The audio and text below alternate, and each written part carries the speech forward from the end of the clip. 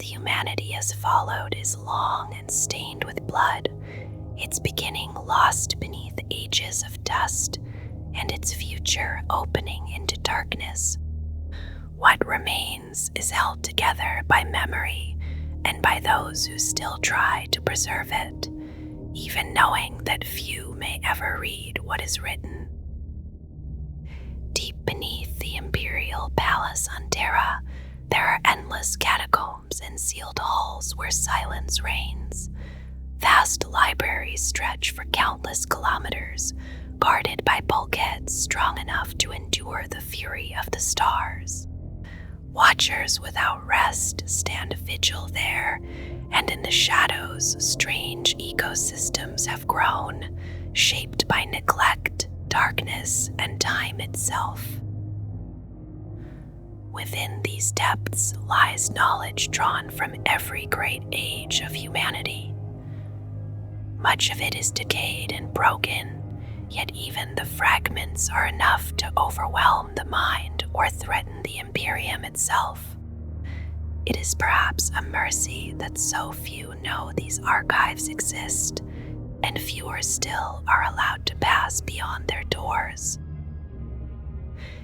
At the end of the Age of Strife, the Imperium of Man was founded by the Emperor of Mankind, also called the God Emperor and the Master of Mankind. Born many thousands of years before on old Earth, he was an immortal being shaped by the combined legacy of ancient human psychers. Endowed with unmatched strength of body and mind, he guided humanity through the long millennia, often unseen, often remembered only as legend. In the closing years of that dark age, he chose to step forward openly. Casting aside all former identities, he revealed himself on Terra as the Emperor, resolved to unite humanity under a single rule. His vision was stern but hopeful, a future guided by reason, knowledge, and progress, meant to lift humanity from fear and ruin and lead it towards survival among the stars. In the earliest age remembered as the Age of Terra, humanity first reached outward into the void. Records of those beginnings are gone, but it is known that the first steps were uncertain and that many failures marked the way forward. Over time, caution became confidence, and small advances turned into great leaps between the stars. Old Earth grew into the heart of an interstellar realm, shining at the center of human expansion. Mars, the first world shaped and renewed by human hands, stood beside it as a beacon of learning and invention. Together they anchored a growing civilization that stretched far beyond its birthplace. Encounters with alien species occurred during this age, though only fragments remain. Some meetings ended in fragile agreements, others in war, most notably against the ever-hostile orcs. Beyond these echoes, little is certain. What survives of this era is no more than scattered impressions, hints of a time filled with exploration and promise, now faded into distant memory.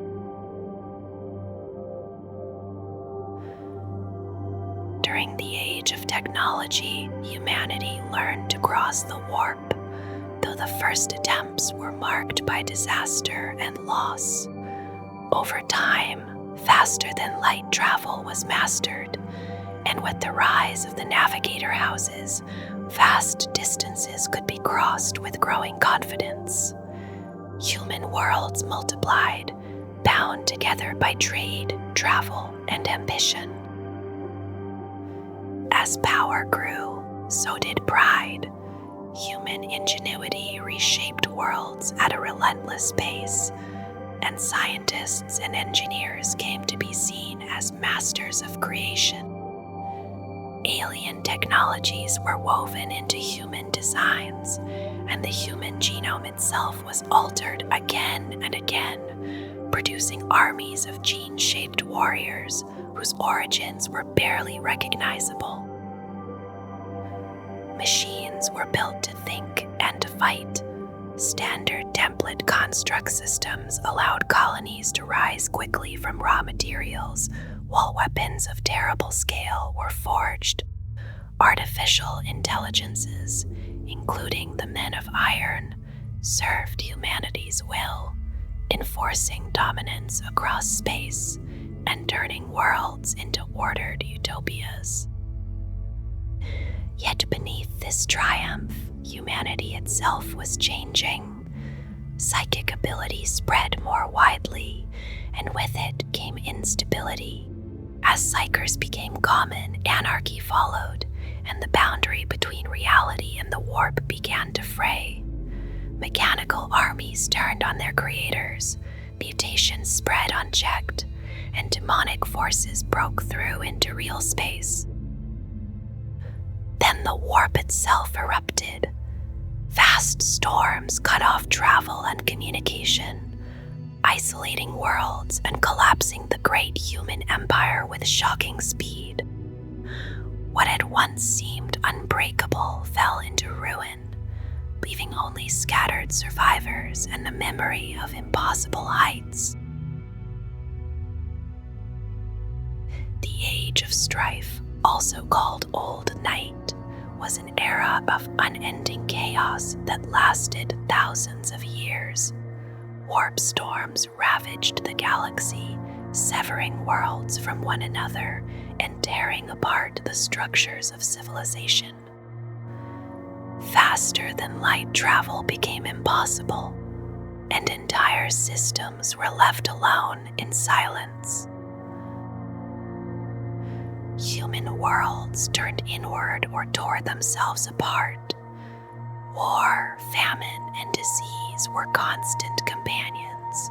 Cited corruption and uncontrolled mutation destroyed some colonies entirely, while others adapted in strange ways, giving rise to uphumans shaped by isolation and necessity.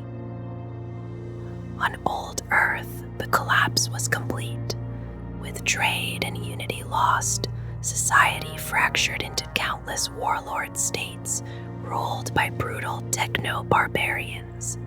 Ancient knowledge faded, machines fell into ruin, and humanity slid toward a new barbarism. Across the galaxy, worlds burned or vanished, and the human species stood on the edge of extinction. Amid this darkness, the warp storms themselves were shaped by deeper forces, tied to the birth of a new chaos god within the Immaterium. As the long night dragged on, hope seemed impossible. Yet, in humanity's darkest hour, a single figure emerged, the one who would become known as the Emperor of Mankind. As the Age of Strife drew to its end, Terra was consumed by endless war. Warlords and twisted armies fought amid the ruins of ancient cities, and psychic horrors stalked the land. It was then that the Emperor sensed the warp storms weakening and saw a chance to reunite humanity. He emerged from his hidden fortress in the Himalayan mountains and began the Unification Wars, bringing Terra under his rule through force or accord. His earliest champions were the Thunder Warriors, enhanced soldiers who shattered the techno-barbarian kingdoms and laid the groundwork for what was to come. With Terra unified, the Emperor began to shape a new Imperium. He formed a war council to govern alongside him and entrusted much of Terra's administration to Malkador the Sigillite, a figure of immense intellect and quiet authority. Industry and preparation replaced endless conflict, and the world was reshaped for war among the stars. A great change followed as the warp storms that had divided the galaxy finally cleared. The way to the stars opened, and the Emperor secured alliance with the Cult Mechanicus of Mars through the Treaty of Mars. In return for respect and autonomy, Mars provided unmatched industrial strength, war machines, and the means to travel the warp once more. Long before this, the Emperor had created the Primarchs, 20 beings shaped from his own essence and the power of the warp. Scattered across the galaxy by the Chaos Gods, they were lost to him, but from their remaining legacy, he forged the Space Marines, transhuman warriors without fear.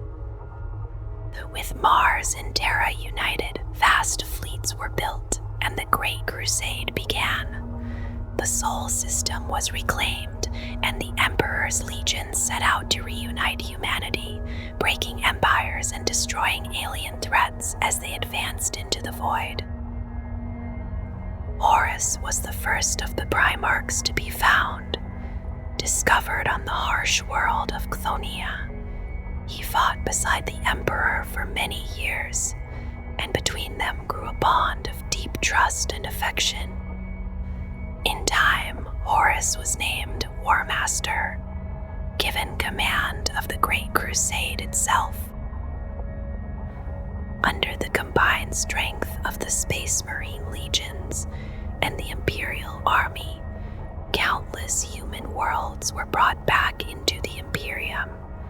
Yet, as the Crusade spread ever farther, tension grew.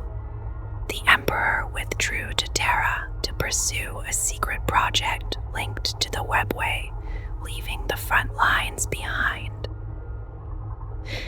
In his absence, a new governing body, the Council of Terra, was formed to manage the Imperium. Many Primarchs resented this shift, believing that mortals were unworthy to rule what they had conquered.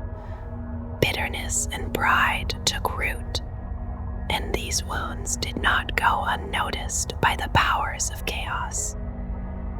Horus, influenced by the Chaos Gods and by the schemes of his brother Lorgar, came to believe that the Emperor intended to abandon them and claim godhood for himself. Enraged and deceived, Horus accepted the promises of the ruinous powers. He turned against the Imperium, convincing 9 other Primarchs to join him. Thus began the Horus Heresy, a rebellion that split the Imperium in half and plunged the galaxy into the greatest war humanity had ever known.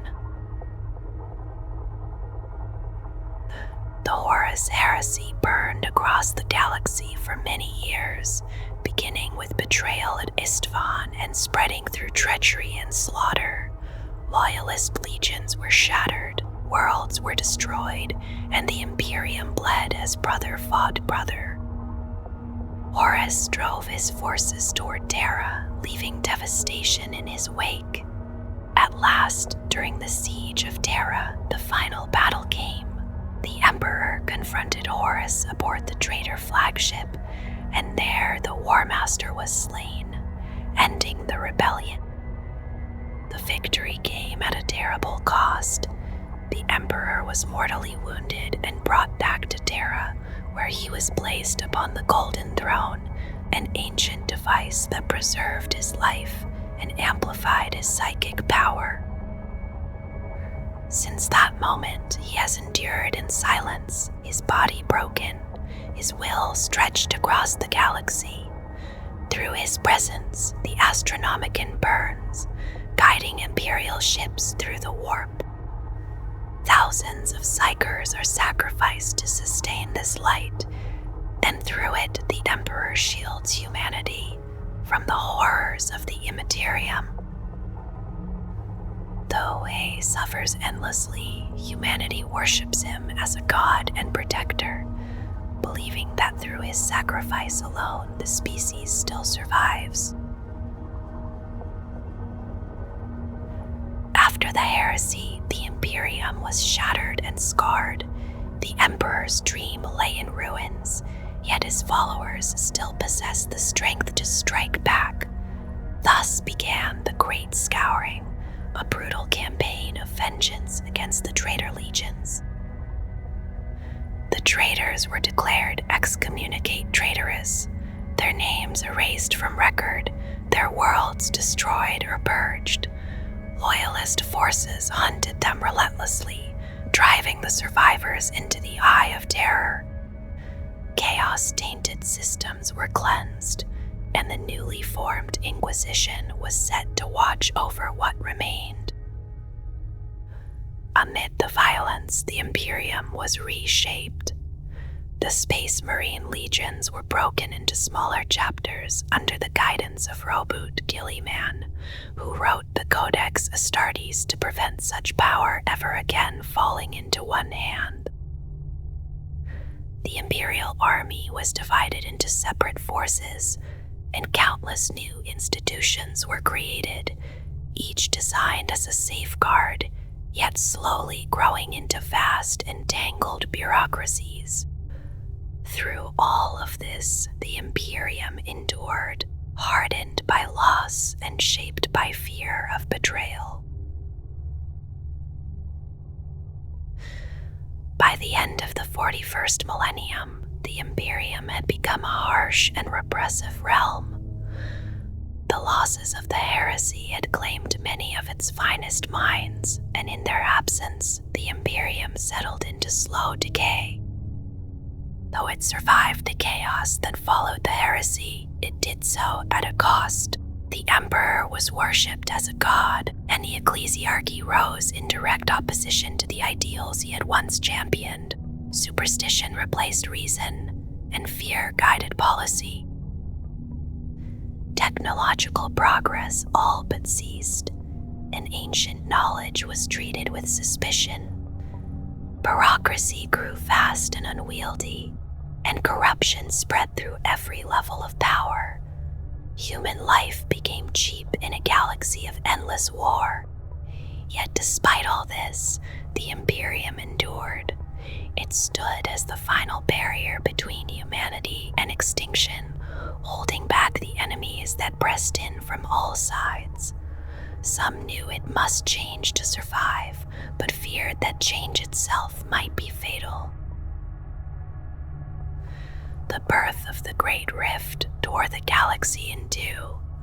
A vast wound of warp storms stretched from one end of the stars to the other, shattering worlds and breaking the laws of time and space. Entire regions vanished, while others were twisted beyond recognition.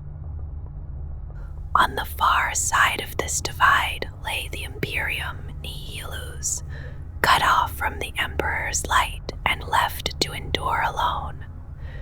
Even those worlds still close to Terra faced relentless pressure as chaos surged anew. In response, Roboute Guilliman returned to lead the Imperium once more. With new armies and fleets, he launched the Indomitus Crusade, carrying aid and war to besieged worlds and rekindling hope where it had nearly died. Yet even as this new age began, dire truths emerged. The Golden Throne itself was failing, and the knowledge to repair it was lost. Whether the Imperium can change and survive, or collapse under its own weight, remains uncertain as the galaxy burns on.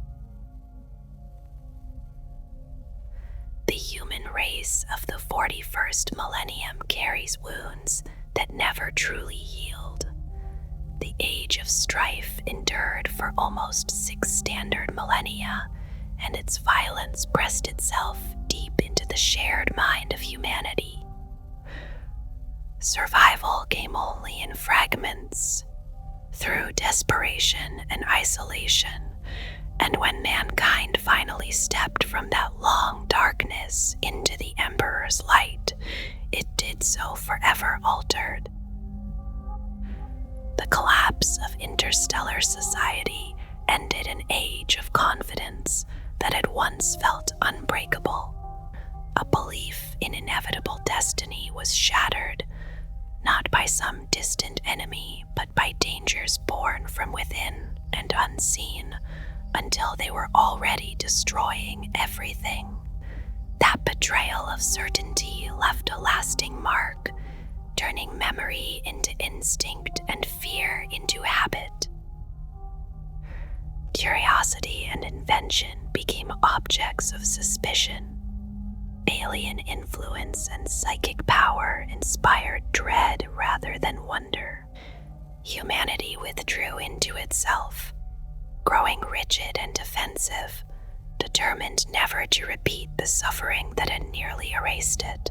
When records failed, myths endured, and religion carried those old fears forward in whispered form. Against that long shadow, the Emperor's Great Crusade felt like relief. Though many resisted his rule, his unification of the galaxy offered safety and a clear secular order, easing the ghosts that haunted the human soul. When the Emperor fell during the Horus Heresy, those same fears returned with renewed force, no longer held at bay.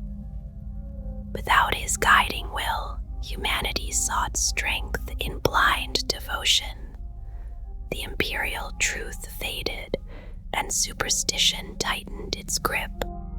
The scars of the Age of Strife were no longer only within the mind, but written across the galaxy itself, in ruined worlds, hostile wastelands, and the vast remains of forgotten ambition. Broken planets and dangerous living weapons stood as warnings. Silent orbital rings decayed above dead worlds. Towering spires hummed with strange energies, and buried vaults waited in the dust, still holding threats long forgotten. Each rediscovered relic of former greatness became a reminder of the pride that had doomed mankind, and of how dangerous hope itself could be in such a dark age. The Imperium of the 41st millennium is shaped by fear and reverence in equal measure. It is a superstitious realm where ignorance feels safer than truth, and where old terrors from the age of technology and the age of strife still guide every reaction to change. Innovation inspires not excitement, but unease, wrapped in religious disgust and ancient memory. To most of humanity, technology is not understood, only endured. Scholars and soldiers, pilots and serfs alike, see machines as living things, ruled by temperamental machine spirits. Devices must be awakened through ritual, calmed with oils and prayers, and treated with care lest they fail without warning. True knowledge rests almost entirely with the Adeptus Mechanicus. On their forge worlds, they guard towering archives of data and lore, yet even there, learning and worship are inseparable. Blueprints are scripture, components are relics, and every act of repair unfolds as a sacred ceremony rather than an exercise in understanding. Their Binharic chants echoed through incense-filled halls, while construction follows tradition by rote. Experimentation is feared, and invention is treated as heresy. The teachings of the machine god, whose physical form is named the Omnisaya and is identified with the Emperor, warn endlessly against unchecked progress born from the disasters of the past. Lost knowledge is allowed to remain lost.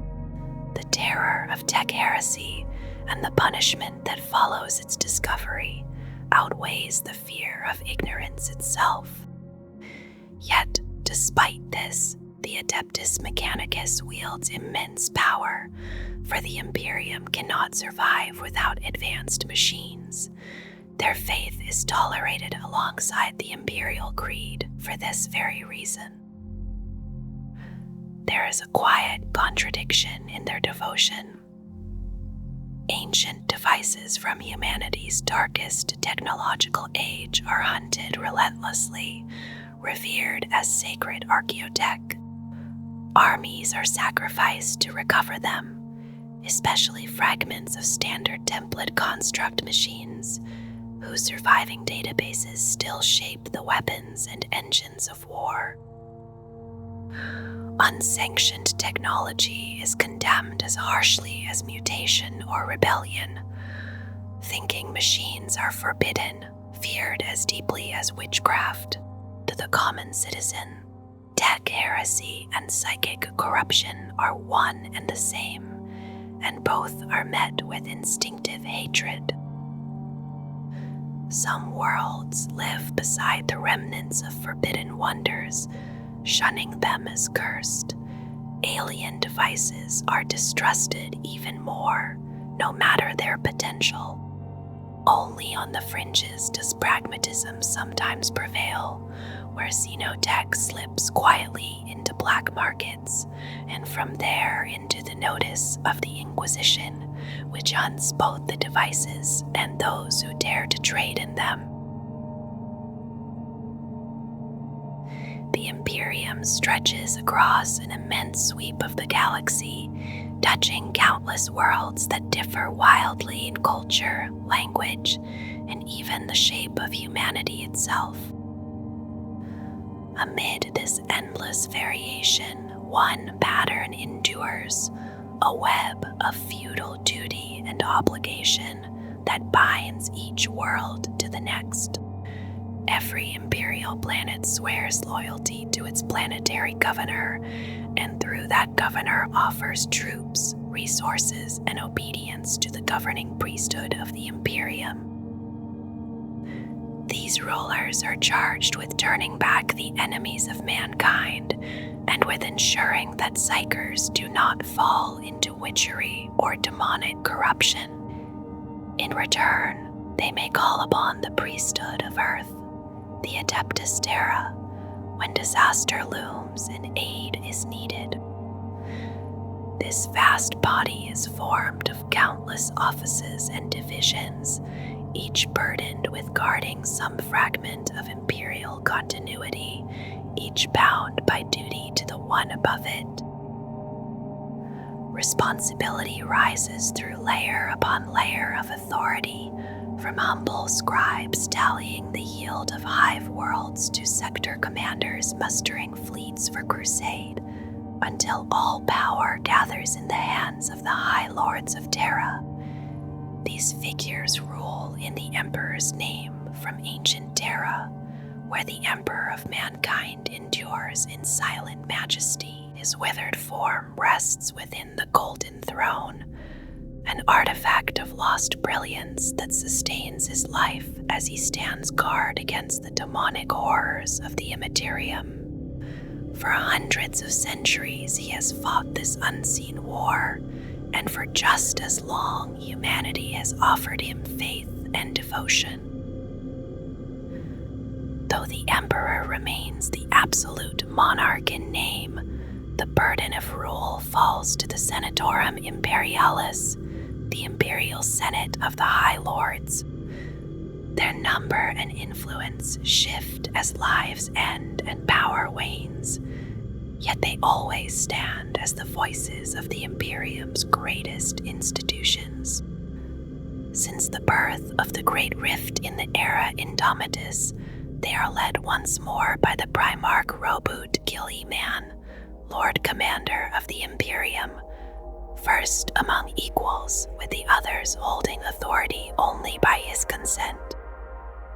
From Terra, the High Lords guide the Imperium as a whole, relying on layers of commanders to govern worlds, sectors, and vast segmenta. True central rule is impossible across such distances, even with faster-than-light travel and astropathic speech, and so the Imperium endures as a vast neo-feudal confederacy. Planetary rulers govern their domains largely as they choose, answering to higher authority mainly in times of crisis, while many worlds stand alone, untouched by distant power. Information flows only where it is permitted. Some bodies censor truth or spread deliberate falsehoods, while others hoard knowledge they believe too dangerous or precious to share. The Adeptus Mechanicus guards technology with jealous devotion, and the Inquisition watches all. Such control is justified by the peril of forbidden knowledge and the sheer scale of imperial rule. Within this empire lie worlds of every kind, gentle egri worlds, savage jungles, and polluted hive planets where billions crowd beneath iron skies. Gudrun recalls a quiet age of manors and rolling fields, while Catachan is a living nightmare of lethal growth. All are bound, in one way or another, to the vast bureaucracy of the Adeptus Terra, the right hand of the Emperor, whose countless Adeptos labor across the stars to interpret his will and keep the Imperium alive. Among the many arms of the Adeptus Terra stands the Departamento Munitorum, charged with the endless task of supplying war. It raises regiments, assigns soldiers, moves fleets, and ensures that the Astra Militarum is fed, armed, and delivered to battle. Where the wider Administratum manages the civilian life of the Imperium, the Munitorum concerns itself solely with the quiet, grinding labor of military logistics, without which no war could ever be won. Across the void, the Adeptus Astra Telepathica maintains the fragile web of communication that binds distant worlds. Its blind astropaths, bound to the Emperor through agonizing ritual, cast their thoughts through the Immaterium, carrying messages faster than any ship could travel. Protected by a fragment of the Emperor's will, they endure their burden so that humanity may remain connected. Hiding the fleets themselves is the light of the Astronomicon, tended by the Adeptus Astronomica, fed by the lives and psychic strength of countless psychers brought to Terra by the black ships. This beacon burns within the warp, a manifestation of the Emperor's will. Navigators look to it as they steer ships through madness and storm, knowing that without its light, the Imperium would collapse into silence. From the Forbidden Fortress on Terra, the Master of the Astronomicon speaks for this order among the High Lords. Those navigators belong to the Navis Nobilitae, ancient houses of mutant nobilitae, whose unique sight allows passage through the warp. Their wealth and influence are vast, their lineage older even than the Imperium itself, and without them, the stars would be unreachable. The machines that carry humanity's wars and labors are the charge of the Adeptus Mechanicus, the priesthood of Mars. To them, knowledge is sacred, the machine god supreme, and the Emperor is living Omnissiah. They tend forge worlds and guard ancient secrets, believing that true understanding lies buried in the past, within lost standard template constructs. Their bodies often bear metal more than flesh, a sign of devotion as much as utility. And though their power is immense, even they remain under the watchful eye of the Inquisition. Standing closest to the Emperor are the Adeptus Custodes, his guardians within the Imperial Palace, crafted to be mightier than any other warriors, they rarely leave Terra, serving from birth to death in silent vigilance. Beyond the reach of all but the Emperor himself, they watch over his sanctum and are blessed to behold him directly. Order among the rulers of the Imperium is enforced by the Adeptus Arbites, keepers of imperial law. Wherever governors' overreach or unrest threatens the Emperor's dominion, their arbitrators arrive as judge and executioner alike. In deeper shadow still moves the Officio Assassinorum, whose superhuman agents remove those deemed too dangerous to live, striking without warning in service to the Imperium's survival. The Imperium endures in a hostile universe, beset by alien minds, demonic corruption, rebellion, and decay from within. Among the reasons it survives is the Inquisition, the left hand of the Emperor, standing above all other authority. Its inquisitors move freely across the galaxy, their rosettes opening every door, empowered to act without restraint in defense of humanity's role. They will destroy cities or condemn worlds if they believe it necessary, answering only to the Emperor and to their own order. These agents differ wildly in form and method. Some work unseen and alone, others stride openly with entourages of acolytes and soldiers. What binds them is absolute devotion and the certainty that no adepta may question their actions. Fear follows them wherever they go, and that fear is both tool and shield. Within the Inquisition stand 3 great ordos, each hunting a different threat. The Ordo Malleus pursuing demons and the servants of chaos, the Ordo Xenos eradicating alien dangers, and the Ordo Hereticus rooting out mutants, witches, and traitors within the Imperium itself.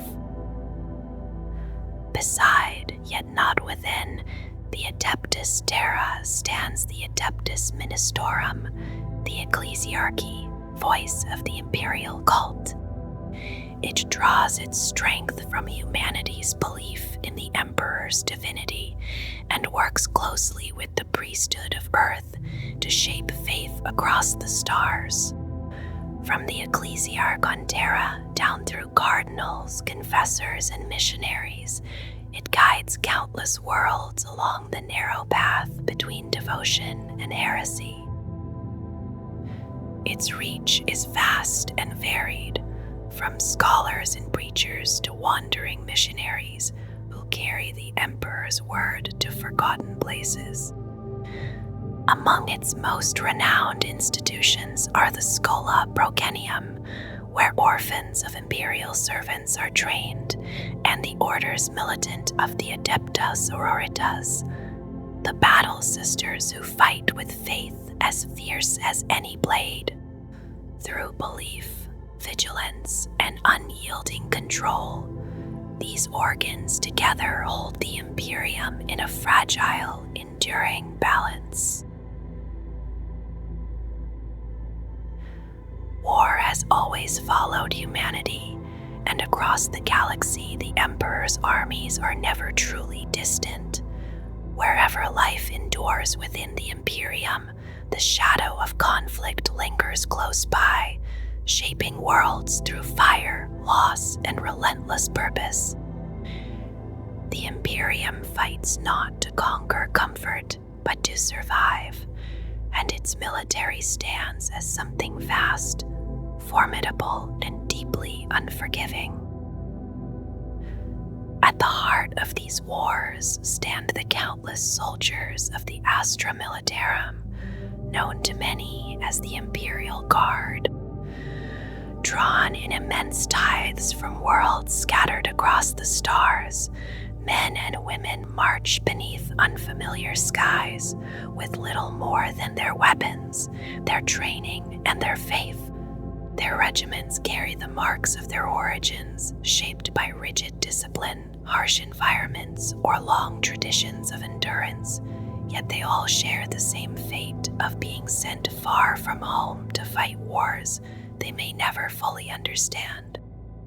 They are often the first to land and the last to withdraw, bearing the heaviest burden of the Imperium's endless campaigns. Those who survive a lifetime of battle may be granted land upon worlds they helped seize, a reward that carries both honor and hardship in equal measure.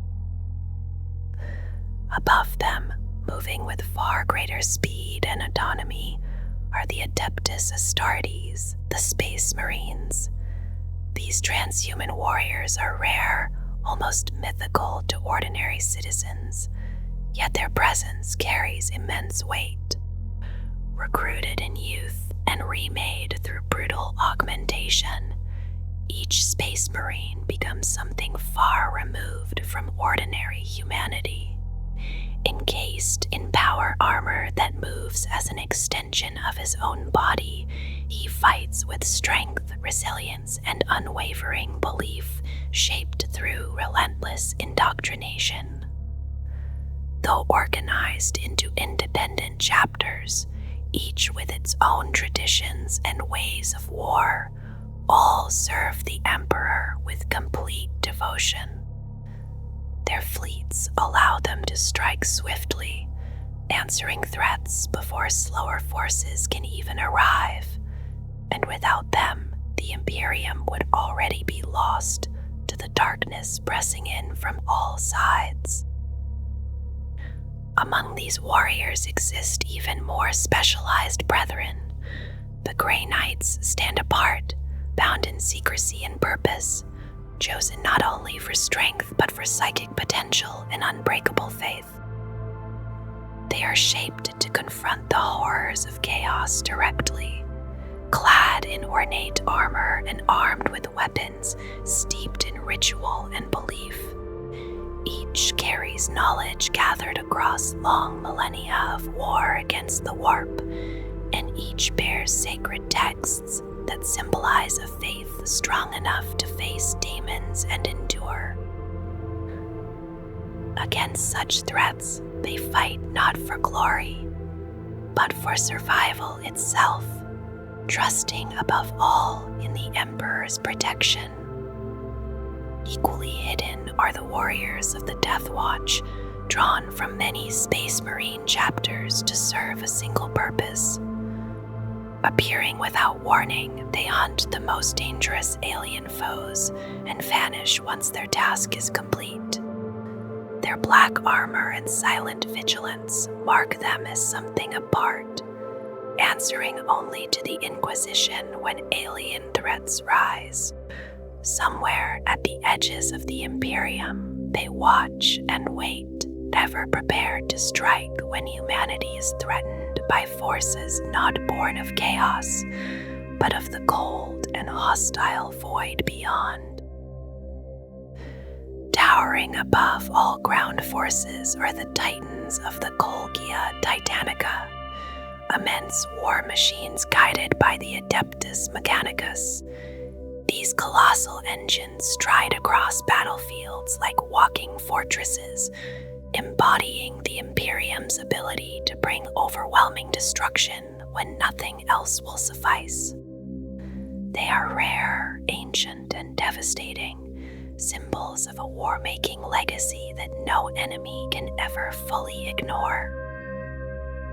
Faith itself marches to war through the Sisters of Battle, the orders militant of the Adeptus Sororitas. Bound to the ecclesiarchy, these warriors serve as both protectors and enforcers of belief, hunting heresy wherever it takes root. Formed as an all-female force, they exist as a deliberate answer to ancient decrees meant to limit the power of the priesthood. Their devotion is absolute, their purpose clear, and their presence often overlaps with the work of the Inquisition, particularly in matters of internal corruption. Where belief is threatened from within, the sisters advance with fire and certainty, convinced that purity must be preserved at any cost. Beyond the surface of worlds, the Imperium's wars are carried on the vast hulls of the Imperial Navy. Its fleets hold nearly all sanctioned warships, from swift escorts to ancient battleships that house tens of thousands of souls. Life aboard these vessels unfolds like that of a city adrift in space, with rigid hierarchies and traditions shaping every moment. Officers live apart from the crews who toil in the depths, while armsmen patrol the decks as a constant reminder that obedience is sacred. Tech priests tend to ancient machines whose secrets are barely understood. Astropaths whisper messages across the void, and navigators guide ships through impossible routes. Together, they ensure the Imperium remains connected, defended, and capable of projecting force across the stars. The Adeptus Mechanicus also fields its own forces upon the ground, from Skitarii legions to towering Imperial Knights and tireless combat servitors. These autonomous armies defend forged worlds and lend their strength to Imperial campaigns when required, fighting with cold precision and unwavering loyalty to their arcane masters.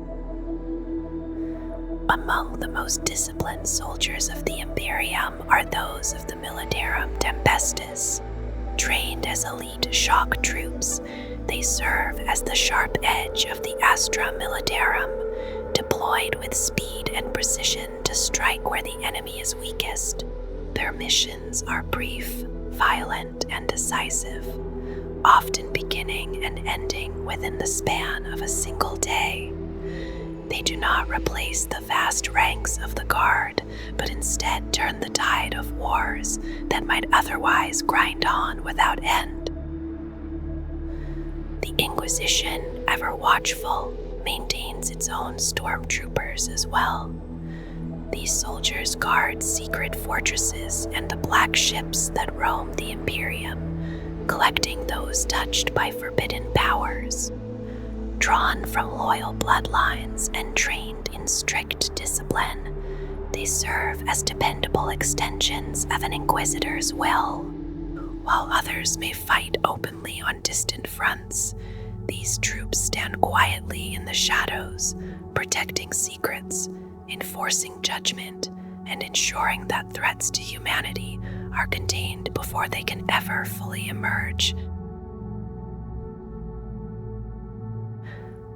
Across the vast spread of human worlds, there is one belief that binds them quietly together: the worship of the God Emperor.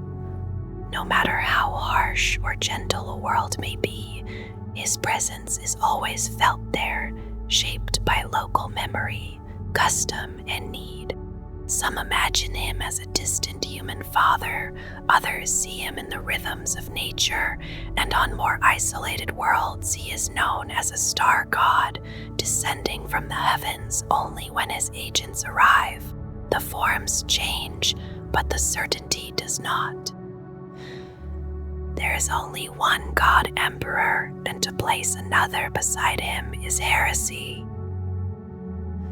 Over the long ages, many have been seen as touched by his will, saints whose lives left a visible mark upon the faithful. Their names are spoken in prayer, their relics traded and treasured, their influence felt in every aspect of daily life. Worship is usually ordered and structured, rising in towering cathedrals that dominate cities and hive spires alike. Some stretch so high that statues of the Emperor seem to gaze down from the edge of the sky, serene above the smoke and industry below. Even the smallest settlement, no matter how primitive, keeps a place set aside for his name, a cave, a grove, or a simple shrine worn smooth by devotion. On certain worlds, faith becomes everything. These are the shrine worlds, where a saint once walked or a great deed was done, and the land itself feels shaped by remembrance. Others are vast cemetery planets, where the dead are brought at great cost to rest in service to the Emperor.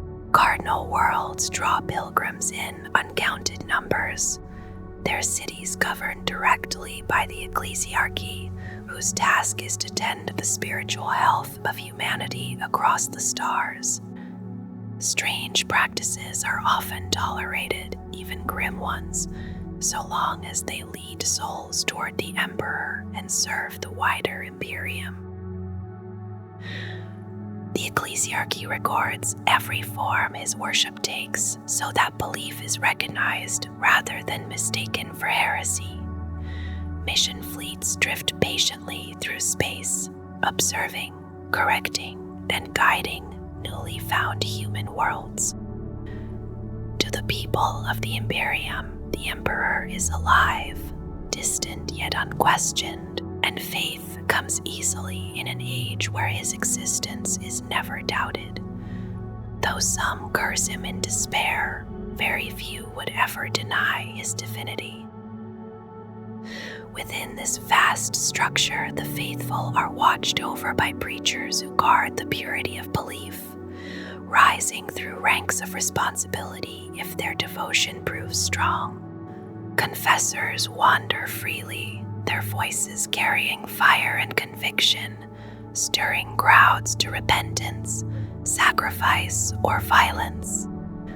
Under their words, cities can turn upon themselves, armies can march willingly into death, and heretics can scatter in fear, all believing they serve the will of the God Emperor.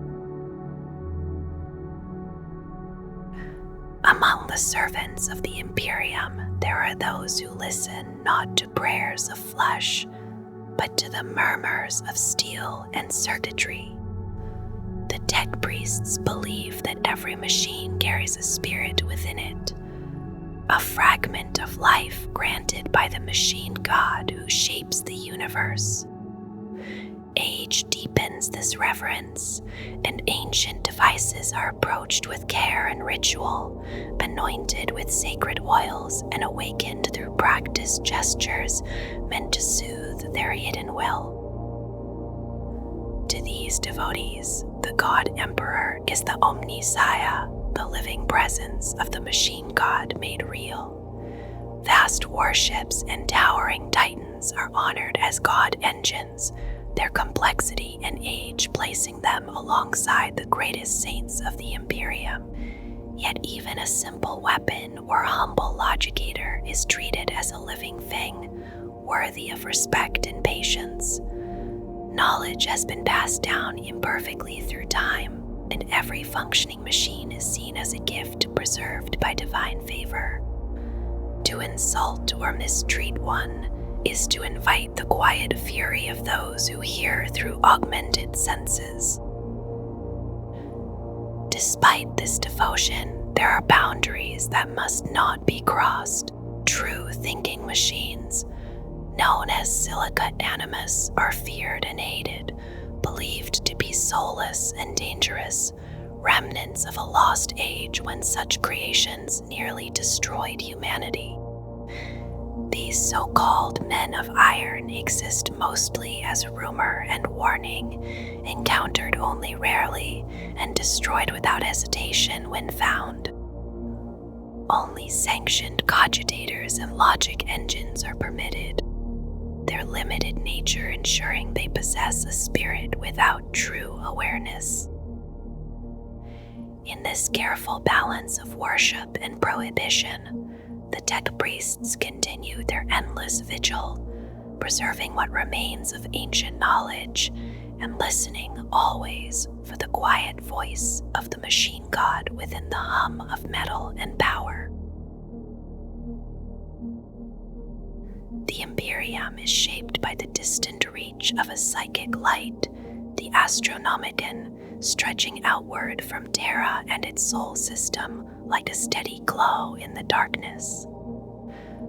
In theory, this light defines the realm of humanity, forming a vast sphere of influence, yet in practice the Imperium breathes far beyond any clean boundary, carried outward by fleets, agents, and wandering figures who act in its name. Its worlds are scattered and innumerable, shifting constantly as some are discovered, others are lost, and many pass unnoticed in the long silence between stars. No single mind can truly grasp how many planets lie within the Emperor's domains. Endless bureaucracies labor to record them, always falling behind, as the Imperium claims the whole galaxy in principle, even while failing to hold it in full. Borders drift and fracture, and countless worlds endure or perish alone, their fates sometimes unknown to Terra for centuries. Control is maintained not through tight central rule, but through layered authority, dividing the galaxy into vast segmenti that stretch in every direction, each overseen by governors who answer upward through a long chain of command. From the heights of segmentum rulers down to the authority of planetary governors, power flows in a neo-feudal pattern, binding worlds together through obligation rather than proximity. Most governors are born into their roles, though a rare few rise by merit alone. This structure, uneven and ancient, is how the Imperium holds together its millions of scattered worlds, not as a single seamless state, but as a constellation of loyalties orbiting Terra. Across the Imperium, planets are ruled from afar, separated by vast distances and unreliable warp communication. Then so planetary governors act with wide autonomy. Their methods of rule differ wildly, from hereditary dynasties to elected leaders, tyrants, or rulers whose authority rests on force alone. As long as the tithe is paid and loyalty is shown, higher imperial powers often look the other way. Some governors preside over worlds untouched by advanced technology, ruling from orbit and intervening only when mutation, heresy, or invasion threatens imperial order. Others govern planets tightly woven into the machinery of the Imperium, responsible for raising armies, surrendering psychers, and maintaining forces strong enough to endure until distant reinforcements arrive. The planetary defense forces stand as the first shield, expected to hold the line through months, years, or even decades of isolation. Not all worlds answer to a single governor. Some are ruled directly by the Adeptus Terra, the Ecclesiarchy, the Adeptus Mechanicus, or even the Adeptus Astartes. Forge worlds toil endlessly in devotion to industry. Cardinal worlds are given over to faith, and chapter home worlds stand apart, shaped by the needs of space marines. Governance across the Imperium is endlessly varied, yet always the administratum seeks one accountable figure, sometimes to the surprise of the one chosen.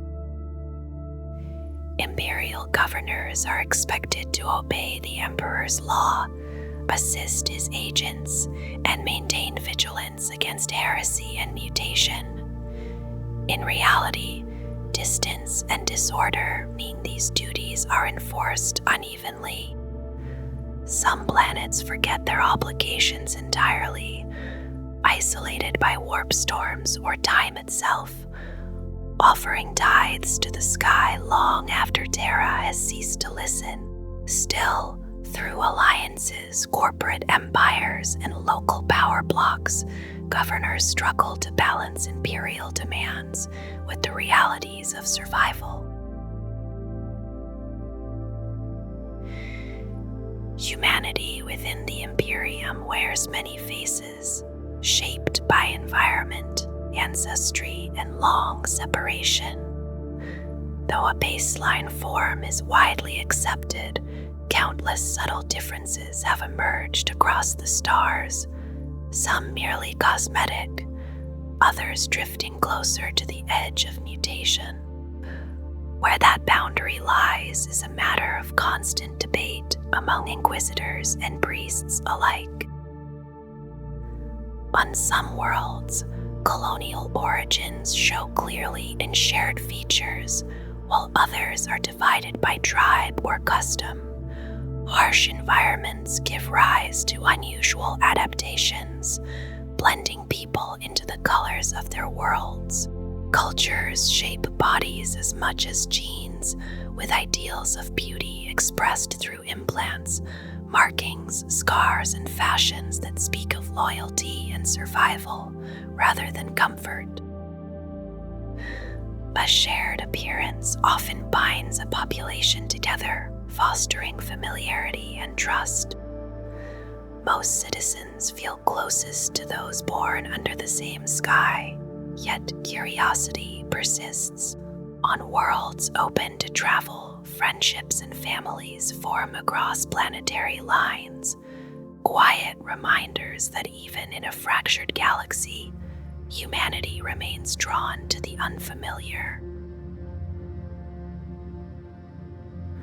The Imperial Creed teaches that humanity must remain united under the Emperor, and countless organizations labor to prevent rebellion before it takes root.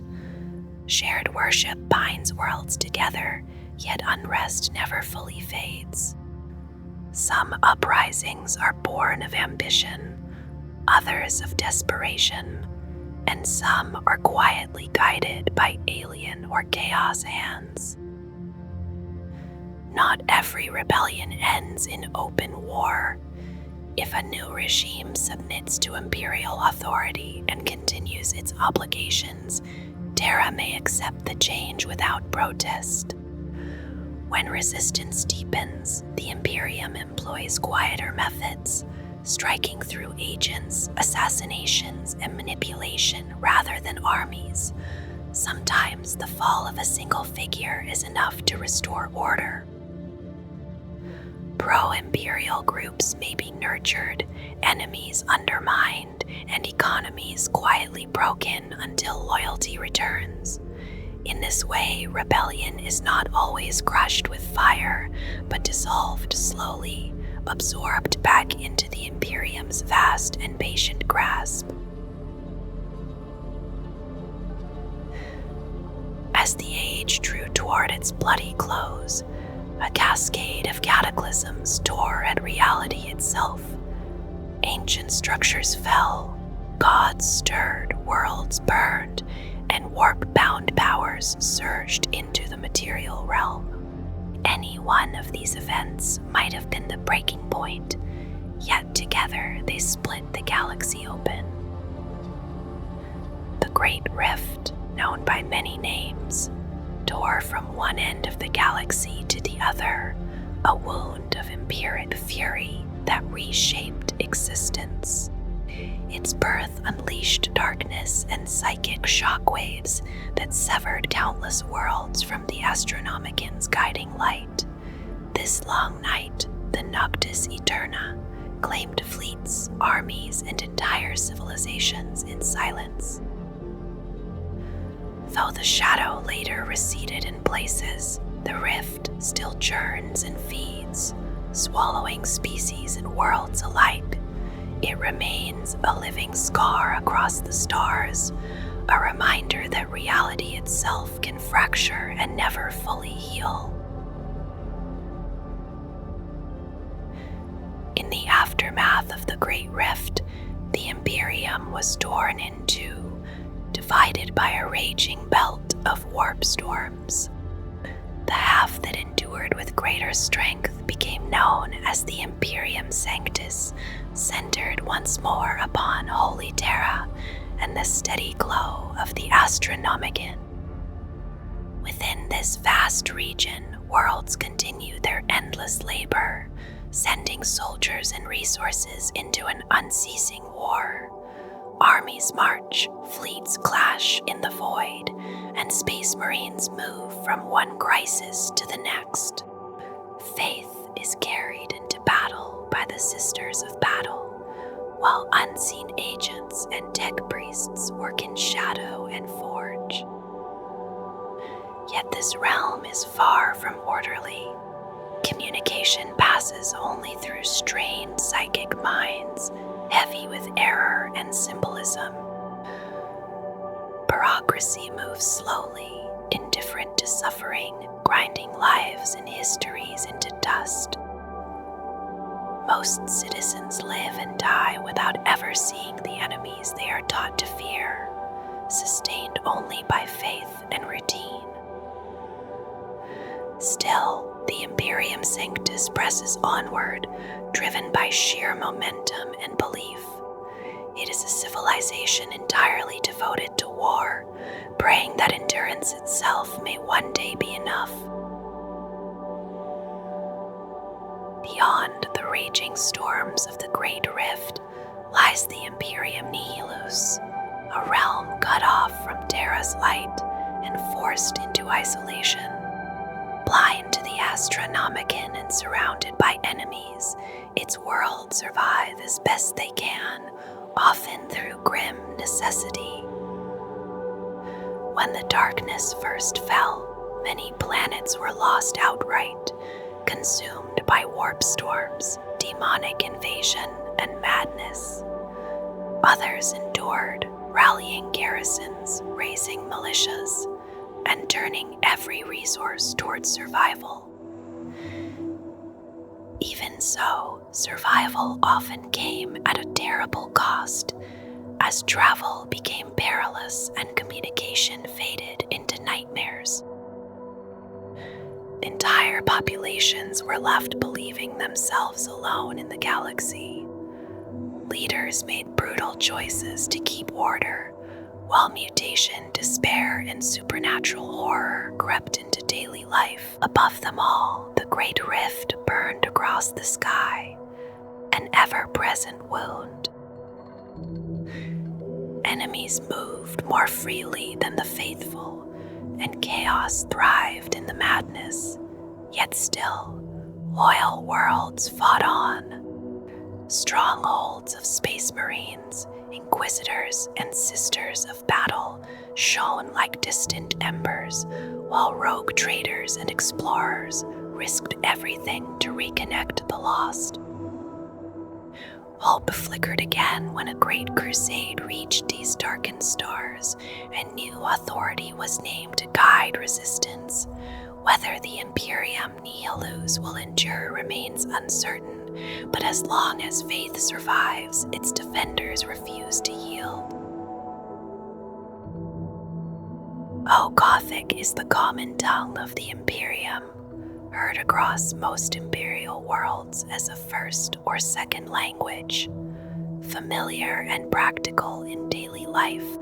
Over long stretches of time, each world has shaped it in its own way, so that accents and meanings drift, sometimes far enough to make one place difficult to understand from another.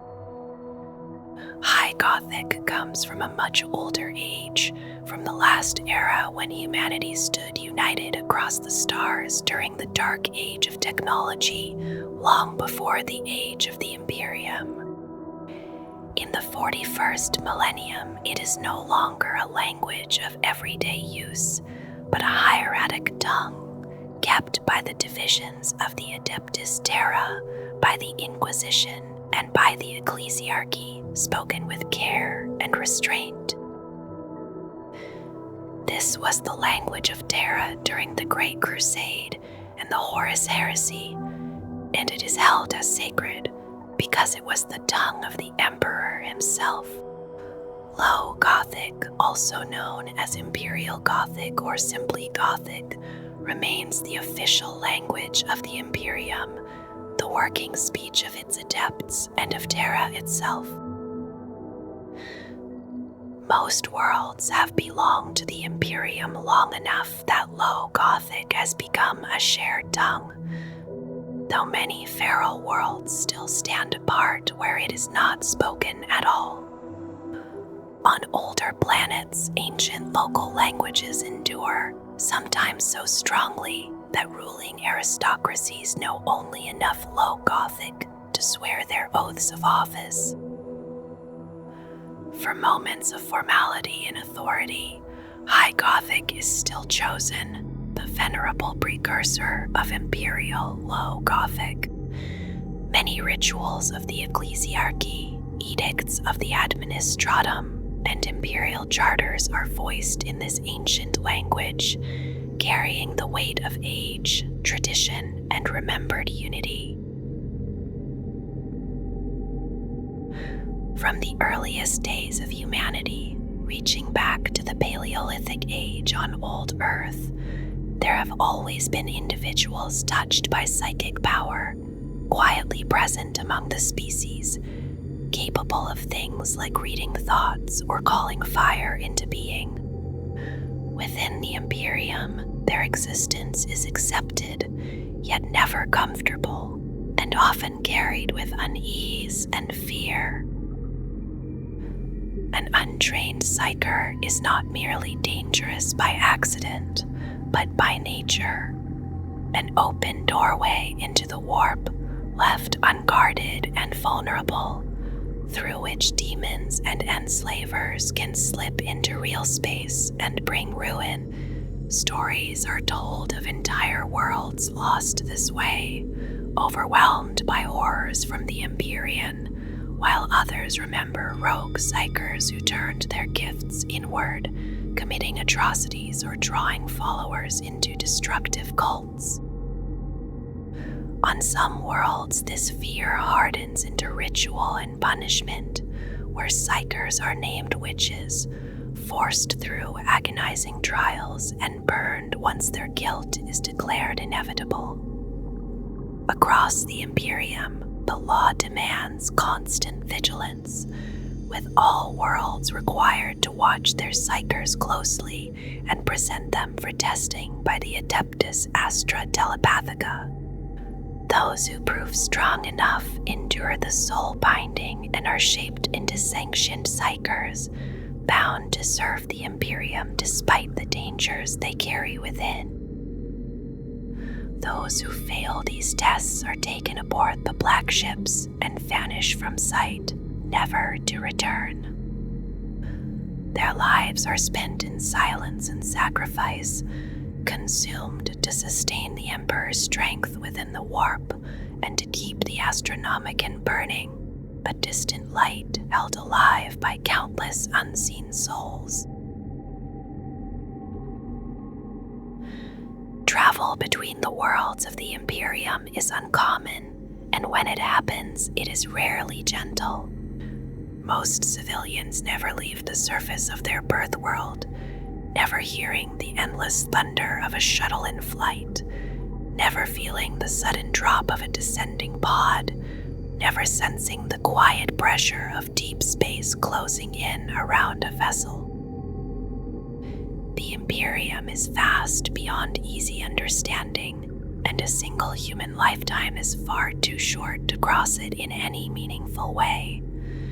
Those who do attempt such journeys often do so knowing they will never see their destination themselves. Colonists, pilgrims, and refugees pass their lives aboard immense ships, their descendants continuing the passage long after the first travelers are gone. Many vessels drift for generations through the dark, and many never arrive at all, lost to distance, chance, or the quiet dangers of the void.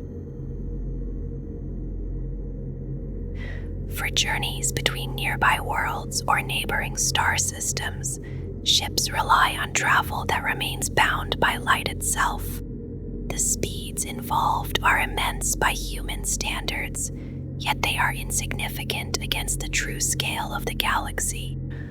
A ship that sets out across any great distance this way becomes a closed world, its crew and their descendants slowly wearing down the passing years as the destination remains far ahead. Most Imperial citizens will never experience such travel, and even those who live among active void routes often choose the familiar ground of their home world over distant places with strange customs and unfamiliar faces. In many regions, space travel is the privilege of a few, reserved for those who can afford the costly rituals, the attending priests, and the vast upkeep demanded by these ships. Tech priests labor constantly to appease the machine spirits within each vessel, yet even their deep and ancient knowledge cannot always prevent sudden failures. Ships may turn violent without warning, venting air and life into the void, and those who travel often enough learn that disaster is only a matter of time. Worlds that still know how to build and maintain these craft guard their secrets closely, keeping their ships reliable and costly, while denying others the knowledge needed to calm their own. Only great imperial institutions possess vessels of consistently higher quality, tended with reverence by generations of the Adeptus Mechanicus. To cross the Imperium in any meaningful span, ships must enter the warp. This form of travel is rare, costly, and feared, for it depends on passage through the immaterium, a realm that exists alongside the material universe yet obeys none of its rules. A vessel equipped for this journey surrounds itself with protective fields, then bends away from real space and slips through the veil into that other dimension. Within the warp, ships drift upon unseen currents, sometimes emerging briefly into real space to judge their course before plunging back into the flow. The immaterium itself is deeply unsettling, a place where form, color, emotion, and force lose all familiar meaning. To look upon it without protection invites madness and corruption, and even hardened crew members can be broken by prolonged exposure. Psychers suffer most, their senses reaching further into the warp and brushing against the entities that dwell there. Those who survive the passage often find that time has betrayed them. A journey may steal centuries from real space, or consume only moments, or even return a ship to a point before its departure. No navigator can fully predict this loss or gain, and travelers accept that home may be forever changed or entirely unreachable. Captains compare dates when they meet, quietly trying to understand what has been taken or repeated. At times, the warp itself grows violent. Storms rise without warning, hurling ships along savage tides, casting some back into real space far from their course, while trapping others forever within the currents. These disturbances can sever communication across wide regions of the Imperium and have, in the past, accompanied disasters in real space, leaving long shadows that stretch across history. Across the Imperium, sending a message is never simple, and it rarely feels certain. Worlds may speak easily within their own skies, using vox signals or hardwired lines, but beyond the edge of a planet, those voices fade into silence, stretching across space for years and often arriving unheard. Even a living messenger, human or servitor, carried by ship, is subject to delay, danger and loss, no more reliable than a drifting signal. Because of this, the Imperium turns its attention inward toward the mind. Astropaths reach through the warp, shaping symbols and images rather than words, and sending them across distances no vessel could cross in time. The act is draining, demanding careful focus and ritual to hold the psyche steady. Some rely on cards, visions, trances, or quiet seances, while others commit their thoughts to iron sheets, illuminated with care, only to destroy them at the moment of sending, trusting that the pain of loss sharpens the message as it leaves them. At the far end of this unseen journey, another astropath receives what arrives. Sometimes it comes as an uneasy dream, sometimes as a sudden vision, and sometimes it hides within whatever signs or divinations that psyker knows best. Meaning must be teased out slowly, symbol by symbol, since every astropath speaks in a slightly different inner language. Some messages yield their sense after weeks of study, others are understood perfectly, and some are never fully known. There are times when a message reaches the wrong corner of the galaxy and must begin its passage again through other minds. Not all messages survive the journey, and not all are understood as they were meant. There are too few astropaths to serve every world, and many planets, especially those on the fringes, have none at all. These places wait in isolation, hearing from the wider Imperium only when a ship happens to pass, or when officials arrive to count and record. For most worlds, the heart of Imperial power feels distant and slow to respond, and the Imperium itself becomes something sensed more in memory and belief than in any immediate presence. The Imperium of Man once marked the passing of years through a special system drawn from the old calendar of ancient Earth, a method that placed each year within its millennium, quietly counting onward without a year of nothingness at the beginning. In that distant logic, the turning of millennia followed a steady rhythm, each new age beginning not at 0, but at 1. A small detail that still mattered to those who tried to keep order in time. When rowboat Gilliman was restored to life and returned to command as Lord Commander of the Imperium and Imperial Regent, near the end of what had long been thought of as the 41st millennium, he found that this careful structure had eroded. Over long ages, strict dogma and careless alteration had twisted the Imperial Calendar into many competing forms, each claiming authority, each drifting further from certainty, until the true sequence of events across the galaxy could scarcely be traced. As the first phase of the Indomitus Crusade came to its end, more than a decade into what would once have been called the 42nd millennium, Gilliman compared these rival reckonings of time. By their measures, the present could lie in the early days of the 41st millennium, or a full 1,000 years beyond it, even before considering the countless lesser and more heretical interpretations.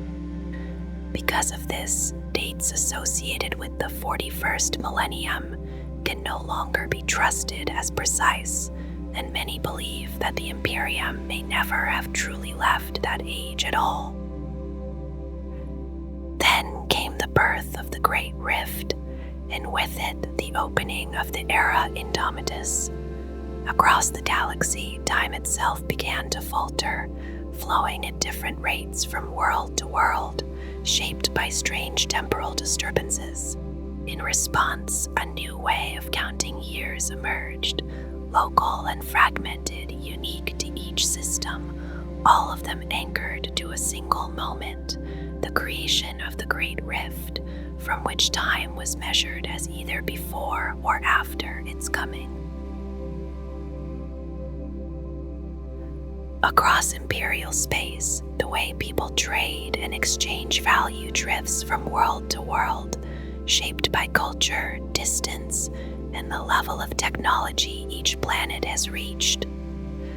On the most primitive, feral, and feudal worlds, exchange can be quiet and simple, built on barter or the passing of small amounts of precious metal, with no system more complex than what daily survival requires. On most civilized worlds where imperial technology has taken firm root, trade settles into something more abstract. Value is carried through fiat currencies, often digital or electronic, used calmly and routinely in everyday transactions. These currencies do not share a single name or form, and instead reflect the many human cultures that use them, some limited to a single world or subsector, others accepted across an entire sector or beyond. In regions such as the Galaxy sector and the nearby Coronis expanse, this shared understanding of value takes the shape of the throne gelt. It exists as metallic coins called thrones, a name that quietly echoes the Emperor's golden throne, and like most imperial currencies, its worth is bound to the region's imperial tithes.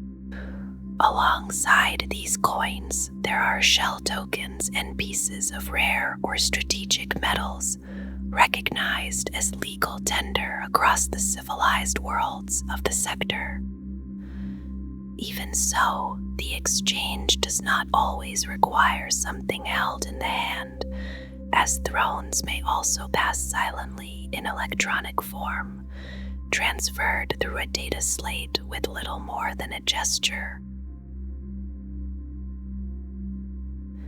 Despite its vast reach, the Imperium often feels lonely to those who live within it.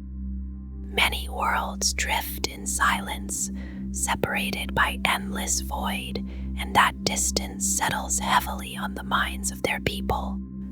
Fear slowly takes root, shaping thoughts both spoken and unspoken, turning uncertainty into mistrust and desperate faith. Again and again, the universe proves itself cold and uncaring. Neighbors turn against one another, the warp howls beyond control, alien threats descend, and entire worlds are lost without warning. Survival is never assured, only endured.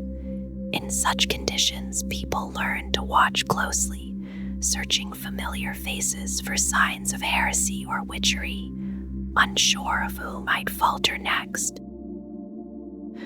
In their homes and temples, they pray to the Emperor, not for comfort, but for protection. They ask to be spared the many woes that surround them, knowing all too well that danger is never distant, only waiting. Throughout history, human minds have too often proven vulnerable to corruption. There are dark powers moving through the universe, ancient and unnamed, that sense weakness and offer temptation in return. They whisper to those who listen, promising understanding, power, or relief from suffering, and they ask only submission in return. Some fall quietly, gathering in hidden places to perform rites of blood and incantation. Others believe themselves scholars, probing mysteries they were never meant to touch. Still others rise within organizations or political groups. their authority swelling through bargains made with creatures that should never be named. At times, entire worlds drift into such worship, whether through ignorance or deliberate choice, and in doing so invite ruin upon themselves and all around them. These paths always end the same way. Pain follows, then disaster, then bloodshed. The Adeptus Terra, the planetary governors, and the ever-watchful Inquisition remain alert for such corruption, knowing that chaos never rests. Ordinary citizens sense this danger even when they do not understand it, and paranoia becomes a constant companion in daily life. Most are never told the truth about demons. Such knowledge is hidden, for even awareness can draw attention. These beings are said to be formed of thought and psychic force, born from twisted desires, and to face one is to stand before something utterly hostile. Faith in the Emperor and strength of will are the only shields that can endure their presence. Yet there are those who seek them out. Through sorcery, through untrained minds, or through deliberate invitation, demons sometimes cross into real space. When they do, even a single one can bring devastation beyond measure. History remembers such moments in silence, their names forbidden, their locations sealed away. To confront a demon is to risk damnation. To welcome one is to embrace the will of its dark masters. The purity of the human form is a matter of deep concern within the Imperium. Across countless worlds, the pressures of environment, radiation, altered diets, and long isolation have changed humanity in many ways.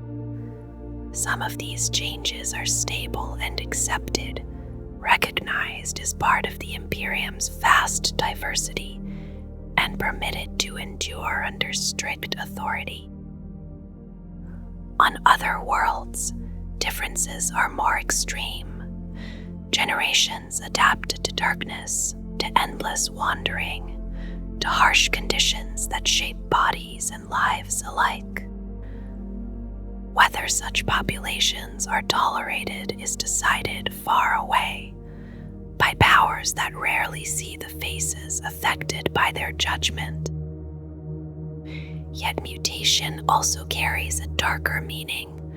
The ruinous powers do not only twist minds and souls, they reshape flesh as well, bending it into forms meant to inspire fear or devotion.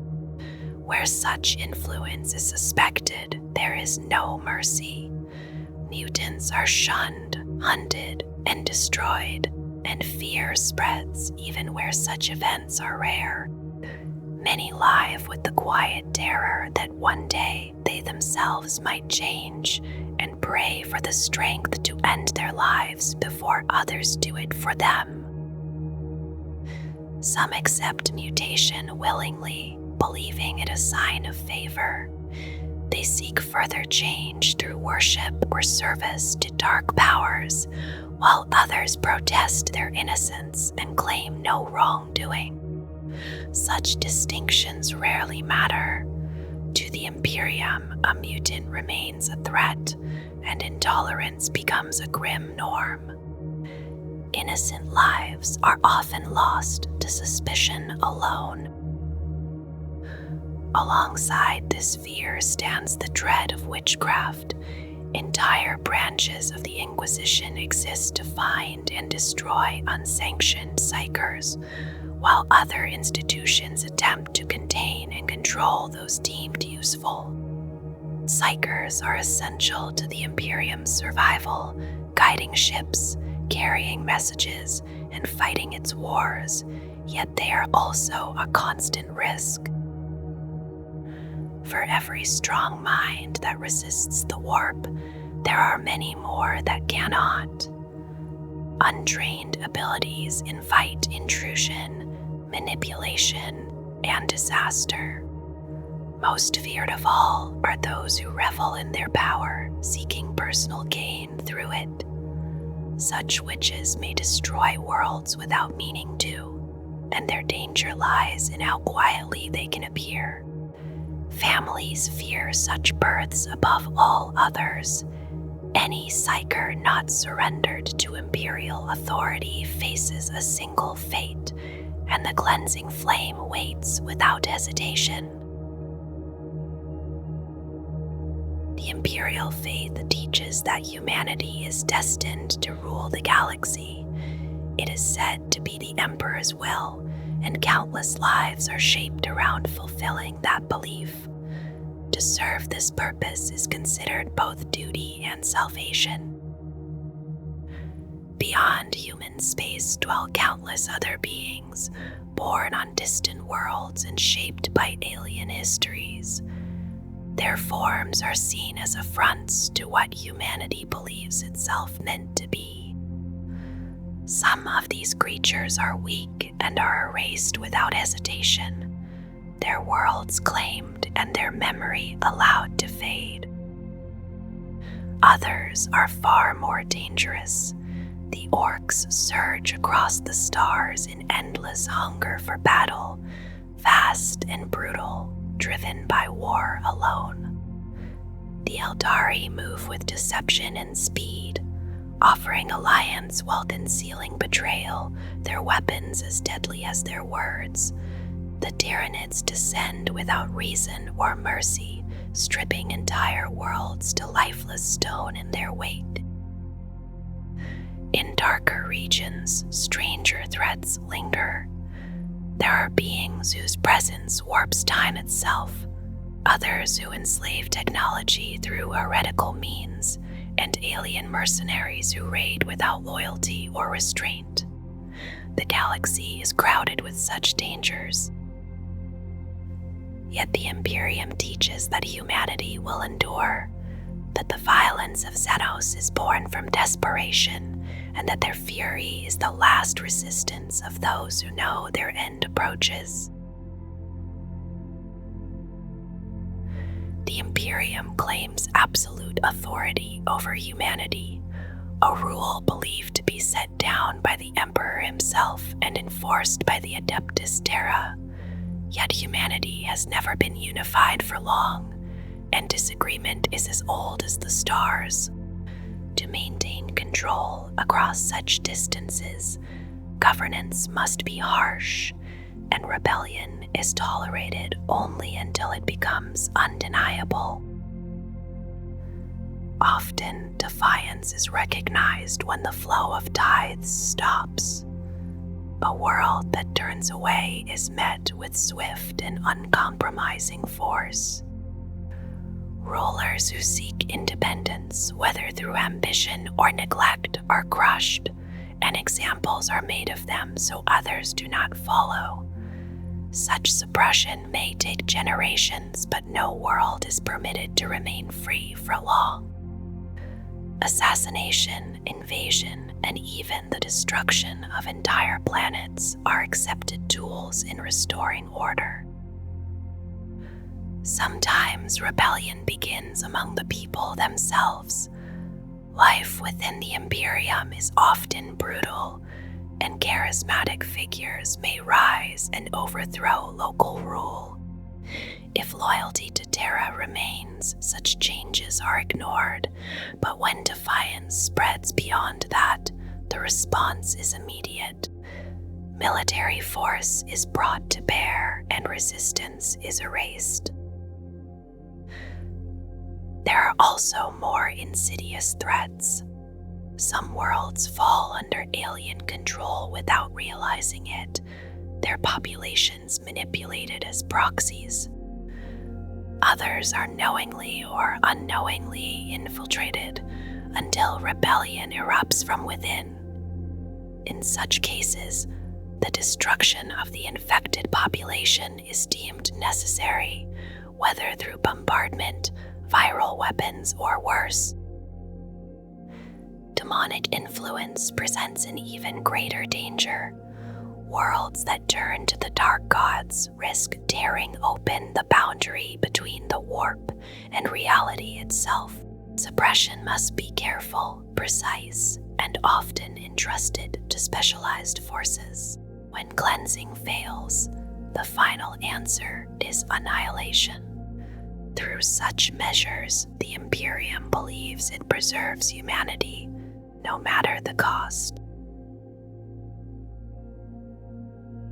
For a very long time, the Imperium of Man chose silence as its shield. It believed that the safest way to protect humanity was to hide the truth of chaos, to keep the names and the nature of the Chaos Gods, their demons, and the traitor Space Marines buried far from public thought. Only a narrow few were permitted to know. Certain Space Marines, sanctioned psychers, and the watchful members of the Inquisition who carried this burden in solitude. Those who encountered the demonic too closely were rarely allowed to remember it. Even warriors of the Adeptus Astartes were sometimes stripped of their memories. Entire chapters altered after exposure that was deemed too dangerous to carry forward. For ordinary humans, survival often came at a terrible price. Death to prevent corruption, or life under enforced forgetting, with memories reshaped or erased until nothing remained of what they had seen. This practice stretched back to an age before the Emperor of Mankind was bound to the Golden Throne, when only he and his Primarchs knew that the warp held intelligences capable of reaching into real space. Yet even then, the full truth was withheld. During the Great Crusade, the Emperor did not reveal that the warp was ruled by malign powers resembling the dark spirits of ancient human myth, fearing that such knowledge alone could guide his sons toward ruin. To face a daemon host was never a simple battle. It was an encounter with terror and unreason, something that left lasting marks on all who survived it. Because of this, the Imperium came to believe that even knowing such enemies existed could begin a slow fall into damnation, a quiet erosion of faith and certainty. Across the long ages, warp disasters and demonic incursions occurred again and again, yet records of them were erased. After the Horus Heresy and the birth of the Inquisition, the mere possibility of such events was judged too dangerous for public awareness. What little remained was locked away in forbidden imperial texts or scattered through heretical Xenos writings awaiting destruction. Only later, after the Great Rift tore the galaxy open in the era Indomitus, did this silence begin to crack. Demonic invasions became too common, and the need for Space Marine intervention too constant to sustain the old lies. By then, most Astartes had already faced demons in battle, even as the Inquisition continued, at times to erase whole chapters, and others resisted such intrusions into their ancient autonomy. Now, with the galaxy split by the cicatrix Maledictum, secrecy has lost its power. Among the Adeptus Astartes, the truth can no longer be hidden, and the knowledge once feared as a seed of corruption has become an unavoidable part of existence. What you have heard is not a complete history, only a remembered shape of it, softened by time and distance. It is the story of a species that reached for the stars, fell into darkness, and endured by refusing to disappear. Empires rose from hope, collapsed under pride, and were rebuilt from ruin by will alone. Across ages of light and catastrophe, humanity searched for order in a universe that offered none freely. Knowledge was gathered, lost, and guarded. Power was created to protect and again to destroy. Even the greatest vision, born from reason and unity, could not escape fracture and betrayal.